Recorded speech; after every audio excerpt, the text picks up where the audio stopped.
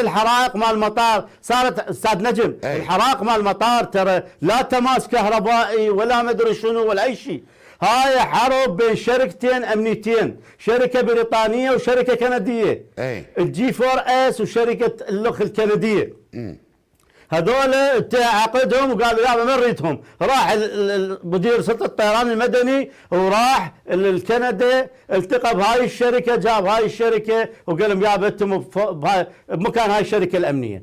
طبعا احنا من زمان طائراتنا ومطارنا تحت وصايه الشركه البريطانيه. جاب شركه كنديه هو يملكها واحد افغاني يملك ومتجنس كندي. زين هاي طبعا تصير حرب، ما سرح موظفيها، ما سرح، جابهم هو نفس هاي الشركه اللي استلمت هاي نفس الشركه، فصارت خروقات، يا بحرق لي هذا الصاله، احرق لي هذا الموضوع، احرق لي هذا المكان. ماكو وسائل امان للحرائق، او طائره تريد مثل اضطراري تنزل او هاي، ماكو وسائل امان. المطار ما بيفت شيء، المطار بالضباب والهذا ما تطير، لا تطير طائرات ولا تنزل طائرات. اكو جهاز ب5 مليون دولار يخلوه هو الطيار يمشي عليه الكترونيا يمشي عليه. ماكو ما يشتري، والله ما عندنا فلوس. لحد اخوي هاي الفلوس اللي بكتوها منين بكتوها؟